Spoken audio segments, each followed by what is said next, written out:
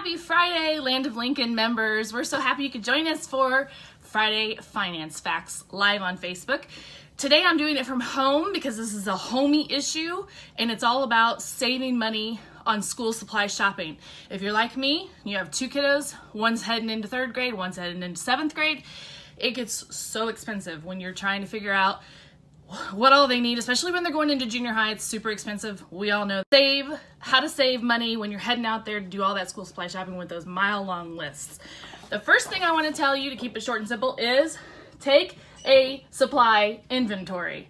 This is a big one. And for me, who has someone who's going in seventh grade, over the years, we've accumulated all kinds of excess pencils and pencil sharpeners, erasers, all kinds of different things just kind of accumulate. And throughout the years, not to mention the fact when you go to buy some of these, sometimes they come with 48 and the school supply list maybe only calls for 24.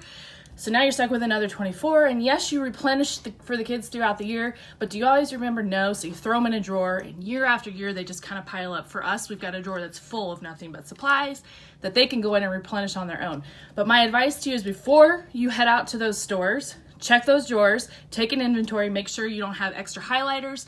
Notoriously on the list is always dry erase markers. They're low odor and they're very specific. Sometimes the teachers are and they want the fine point.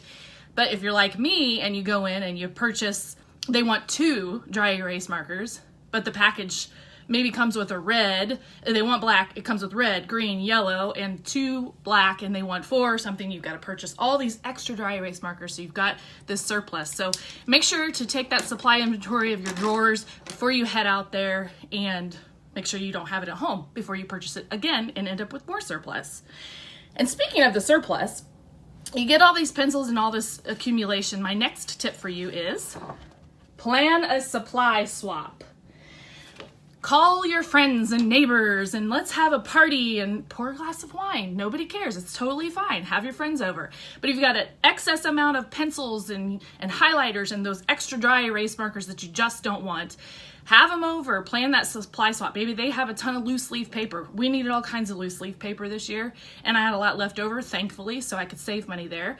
But your friends may have something that you need, and you may have something that they need. So make a school supply swap party out of it. Have them over, have your neighbors over, put something on social media. Always a good opportunity for you to try to swap somebody, but that's my tip there. So you've got, take your supply inventory in your drawers, in the kids' drawers, in their old backpacks, wherever, and then plan that supply swap with your buddies, and you can save some money before you even head to the store. Next, before you head to the store, my next tip, follow stores on Twitter and Facebook. So if you're not following Staples or Walmart or Walgreens or some of the big key stores like Office Depot, maybe they don't even have one here, but you can buy things online. Follow them on Twitter, follow them on Facebook. Very often they send out discount options to their Twitter followers, and you can shop right from the social media site, and you can put it in your cart and you get that special promo discount that comes through social media. So that's my advice to you. Make sure you're following some of those big stores that carry things maybe in bulk, but around school supply shopping time, they let you buy the smaller volumes so you don't have to worry about the bulk items, but make sure you're following them on social media. After that, even before you get to the stores where you're going to pay more, my next tip is shop at the dollar stores. Dollar General, Dollar Tree, discount stores, wherever you're at, because these pencils right here came from the dollar store. They're exactly like the ones at Walmart, but they're half the price. So make sure you pop in before you head to the bigger stores. Nothing against Walmart, I'm just saying before you head in there, and check out what you can purchase. Now there are certain things that I would not recommend that you get from the dollar stores that maybe they come a little bit cheaper. Calculators is one of them. Not had luck with calculators at the dollar stores. Excuse me, I'm gonna pop this up here. They break easy, the buttons don't work very well, so pay attention to the certain types of things that maybe don't come at such a great quality, because you want to definitely go for quality over price on things like that need to last throughout the year, especially for like my kiddo that's getting older and needs that special calculator. You're going to want to get that where you know it's going to last all year because it's a little bit more expensive. My next tip, wants versus needs. This is a big one. If you have kiddos who think that the backpack doesn't do you any good unless it's an Under Armour backpack, or the shoes don't do you any good unless they're high top Nikes. This is somewhere where you come in and you have to be the parent to say, I think the tennis shoes from Walmart will be just fine. Now, we did splurge on this, but it was grandma, not mom. So just be careful there of making sure that you talk with the kiddos about wants versus needs so you can keep the cost down. The backpack that you purchased, this backpack right here, I got at Target last year in May. They actually went on sale. So that comes to another tip that I have. In October or later, buy in bulk. All these surplus supplies that are in all the stores right now, everywhere, there will be so much left, and the stores will put them 50, 60, 70% off.